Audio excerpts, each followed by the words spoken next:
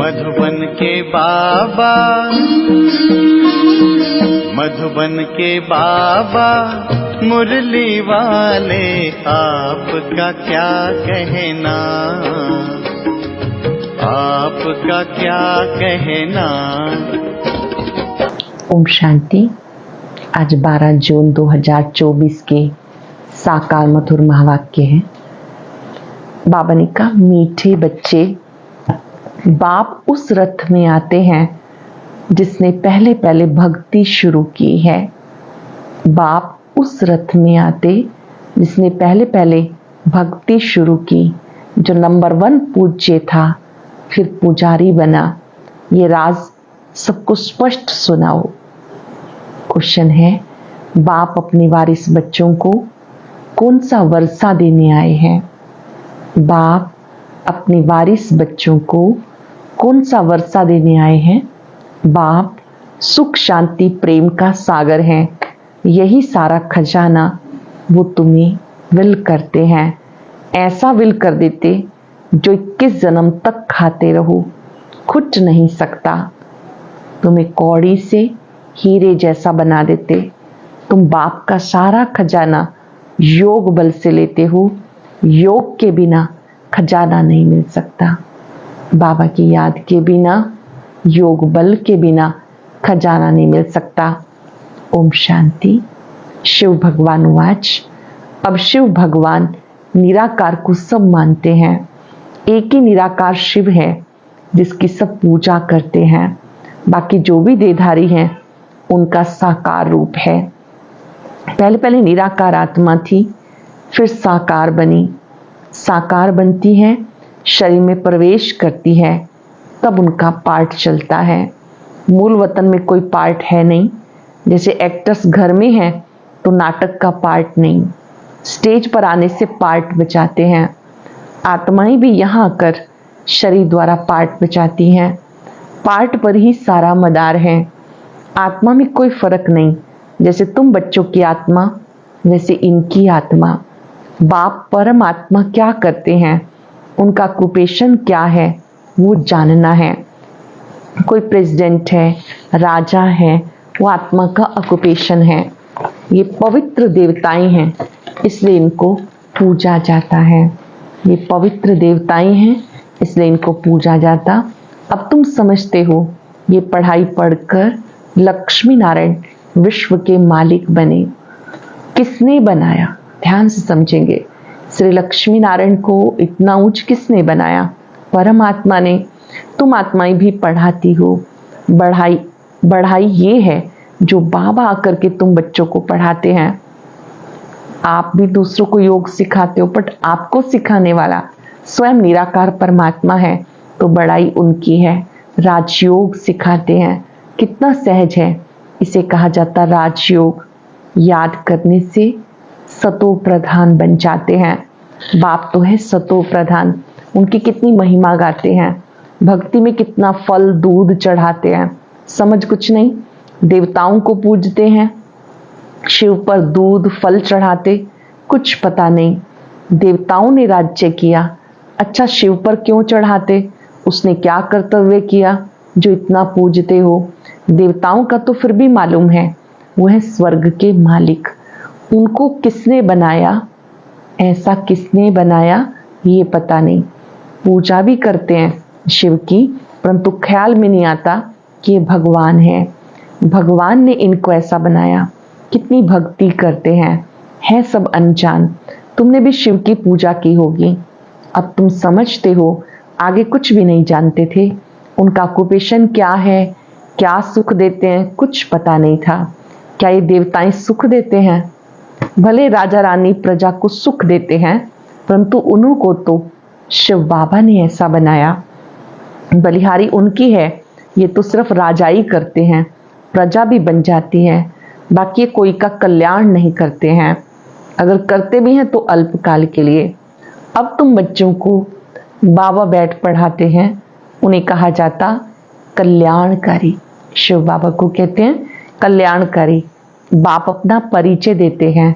मेरे लिंग की तुम पूजा करते थे, उन्हें परमात्मा कहते थे। परमात्मा से परमात्मा हो जाता है, परंतु ये नहीं जानते कि ये क्या करते हैं। बस सिर्फ कह देते हैं कि वो सर्वव्यापी है, नाम रूप से न्यारा है। फिर उस पर ही दूध आदि चढ़ाना शोभता नहीं। आकार है तभी तो उस पर चढ़ाते हैं ना, उनको निराकार तो कह नहीं सकते। तुमसे मनुष्य आर्ग्यू बहुत करते हैं, बाबा के आगे भी आर्ग्यू करेंगे, फालतू माथा खपाएंगे, फायदा कुछ भी नहीं। ये समझाना तुम बच्चों का काम है। तुम बच्चे जानते हो बाबा ने हमें कितना ऊंच बनाया, शिव बाबा ने हमें कितना ऊंच बनाया। ये पढ़ाई है, बाप टीचर बन के पढ़ाते हैं। तुम मनुष्य से देवता बनने के लिए पढ़ रहे हो। देवी देवता है सतयुग में, कलयुग में होते नहीं। राम राज्य ही नहीं जो पवित्र रह सकें। देवी देवता थे, फिर वो वाम मार्ग में चले गए। बाकी जैसा चित्र दिखाया ऐसा है नहीं। जगन्नाथ के मंदिर में तुम देखेंगे काले चित्र हैं। बाबा कहते माया जीते जगत जीत बनो, तो उन्होंने फिर जगतनाथ नाम रख दिया। ऊपर में सब गंदे चित्र दिखाए। देवताएं वाम मार्ग में गए तो काले बन गए। उनकी भी पूजा करते रहते हैं। मनुष्यों को कुछ पता नहीं कब हम पूज्य थे। 84 जन्म का हिसाब किसी की बुद्धि में नहीं है। पहले पूज्य सतो प्रधान, फिर 84 जन्म लेते लेते तमो प्रधान पुजारी बन जाते। रघुनाथ मंदिर में काला चित्र दिखाते हैं, अर्थ उसका कुछ नहीं समझते। अब तुम बच्चों को बाबा समझाते, ज्ञान चिता पर बैठ गोरे बनते हो, काम चिता पर बैठने से काले बन जाते हो। देवताएं वाम मार्ग में जाकर विकारी बन गए, फिर उनका नाम देवता तो रख नहीं सकते। वाम मार्ग में जाने से काले बन जाते हो। ये निशानी दिखाई। जानते हो शिव बाबा तो काला बनता ही नहीं, वो तो हीरा है जो तुम्हें भी हीरे जैसा बनाते हैं। वो तो कभी काला बनते ही नहीं। उनको फिर काला क्यों बना दिया? कोई काला होगा, उसने बैठ काला बना दिया। शिव बाबा कहते हमारा क्या दोष? बाबा कहते मेरा क्या दोष जो मुझे भी काला बना दिया। मैं तो आता ही हूँ सबको गोरा बनाने के लिए। मैं सदैव गोरा हूँ। मनुष्यों की ऐसी बुद्धि बन गई जो कुछ भी समझते नहीं। शिव बाबा है सबको हीरा बनाने वाला।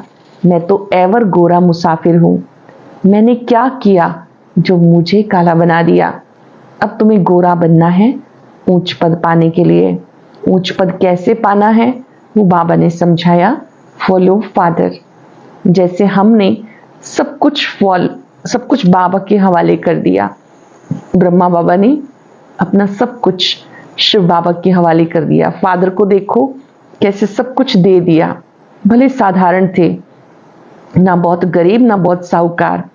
बाबा अभी भी कहते तुम्हारा खान पान रहन सहन साधारण होना चाहिए, ना बहुत ऊंचा ना बहुत कम। बाबा ही सब शिक्षा देते। ये भी देखने में साधारण ही आते हैं। तुमको कहते कहाँ है भगवान दिखाओ। अरे आत्मा बिंदी है, उनको देखेंगे क्या? वो ये तो जानते हो आत्मा का साक्षात्कार आंखों से होता नहीं, इन स्थूल नेत्रों से नहीं देख सकते। तुम कहते हो भगवान पढ़ाते हैं, तो जरूर कोई शरीरधारी होगा। निराकार कैसे पढ़ाएंगे? मनुष्य को कुछ पता नहीं। जैसे तुम आत्मा हो, शरीर द्वारा पाठ पचाते हो। आत्मा ही पाठ पचाती है, आत्मा ही बोलती है शरीर द्वारा। तो आत्मावाच, परंतु आत्मावाच शोभता नहीं। आत्मा तो वानप्रस्थ वाणी से परे है। वाच तो शरीर से करेगी ना, वाणी से परे सिर्फ आत्मा ही रह जाती। वाणी में आना है तो शरीर जरूर चाहिए। बाप भी ज्ञान सागर है, तो जरूर किसी के शरीर का आधार लेना होगा। वो ज्ञान सागर है, ज्ञान देने के लिए आधार चाहिए। उनको रथ कहा जाता, नहीं तो सुनाए कैसे? बाप पतित से पावन बनने के लिए शिक्षा देते। प्रेरणा की बात नहीं, ज्ञान की बात है। वो आए कैसे? किसके शरीर में आए? आएगा तो जरूर मनुष्य में ही। किस मनुष्य में आए किसी को पता नहीं, सिवाय तुम्हारे। रचयिता खुद बैठकर अपना परिचय देते हैं। मैं कैसे किस रथ में आता हूँ। बच्चे जानते बाप का रथ कौन सा है, शिव बाबा का रथ कौन सा है। बहुत मनुष्य मूंझे हुए हैं, किस किस का रथ बना देते। जानवर आदि में तो आ ना सके। बाबा कहते मैं किस मनुष्य में आऊं? ये तो समझ नहीं सकते। आना भी भारत में होता है। भारतवासियों में किसके तन में आऊं? क्या प्रेसिडेंट या साधु महात्मा के रथ में आएगा? ऐसे भी नहीं कि पवित्र रथ में आना है। ये तो है रावण राज्य। गायन भी है, दूर देश का रहने वाला आया देश पराए में। ये भी बच्चों को पता है। भारत अविनाशी खंड है, उसका कभी भी विनाश नहीं होता। अविनाशी बाप अविनाशी भारत खंड में आते हैं। किस तन में आते हैं वो खुद ही बताते हैं, और तो कोई जान ना सके। जानते हो, कोई साधु महात्मा में भी आ ना सके। शिव बाबा किसी साधु महात्मा में आ ना सके, वह हठ योगी निर्वर्ती मार्ग वाले। बाकी रहे भारतवासी भक्त। अब भक्तों में भी किस भक्त में आए? भक्त भी पुराना चाहिए, जिसने बहुत भक्ति की हो। भक्ति का फल भगवान को देने के लिए आना पड़ता है। भारत में भक्त तो ढेर हैं, कहेंगे ये बड़ा भक्त है, इसमें आना चाहिए। ऐसे तो बहुत भक्त बन जाते। कल भी कोई को वैराग आए, भक्त बन जाए। वो तो इस जन्म का भक्त हो गया, उसमें आएंगे नहीं। मैं उसमें आता हूँ जिसने पहले पहले भक्ति शुरू की। मैं उसमें आता हूँ जिसने पहले पहले भक्ति शुरू की। द्वापर से लेके भक्ति शुरू हुई। ये हिसाब किताब कोई समझ ना सके। कितनी गुप्त बातें हैं। मैं आता हूँ उसमें जो पहले पहले भक्ति शुरू करते हैं। नंबर 1 जो पूज्य था, वो नंबर 1 पुजारी भी बनेगा। खुद ही कहते हैं ये रथ पहले कुछ भी नहीं जानता था, पहले नंबर में जाते हैं, फिर 84 जन्म भी यही लेते हैं। मैं इनके बहुत जन्मों के अंत में आता हूँ। इनको ही फिर नंबर 1 राजा बनना है। यही बहुत भक्ति करते थे। भक्ति का फल भी इनको मिलना चाहिए। बाबा दिखाते बच्चों को, देखो ये मेरे पे कैसे वारी गया। शिव बाबा सिखाते, देखो ये ब्रह्मा मेरे ऊपर कैसे वारी गया, सब कुछ दे दिया। इतने ढेर बच्चों को सिखाने के लिए धन भी तो चाहिए। ईश्वर का यज्ञ रचा हुआ है। खुदा इसमें बैठ रुद्र ज्ञान यज्ञ रचते हैं। इसे पढ़ाई भी कहा जाता। रुद्र शिव बाबा जो ज्ञान का सागर है, उसने यज्ञ रचा है ज्ञान देने के लिए। अक्षर बिल्कुल ठीक है। राजस्व स्वराज्य पाने के लिए यज्ञ। इसको यज्ञ क्यों कहा जाता? यज्ञ में वो लोग आहुति आदि बहुत डालते हैं। तुम तो पढ़ते हो, आहुति क्या डालते हो? तुम जानते हो हम पढ़कर होशियार हो जाएंगे, फिर ये सारी दुनिया इसमें स्वाह हो जाएगी। यज्ञ में पिछाड़ी के टाइम जो भी सामग्री है सब डाल देते हैं। पहले थोड़ी थोड़ी डालते हैं, लास्ट में जो भी होते हैं सब स्वाहा कर देते हैं। तुम बच्चे जानते हो हमें बाबा पढ़ा रहे हैं। बाबा तो बहुत साधारण है। मनुष्य क्या जाने, उन बड़े बड़े आदमियों की बहुत बड़ी महिमा होती। बाबा तो बहुत साधारण सिंपल बैठा है।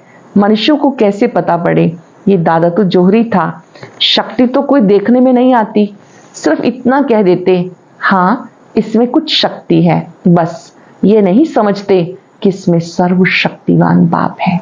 समझने योग्य बात कि स्वयं निराकार इस ब्रह्मा तन के द्वारा हमें शक्ति देते हैं, पढ़ाते हैं। ये बात समझने की है कि स्वयं सर्वशक्तिवान इनमें बैठा है।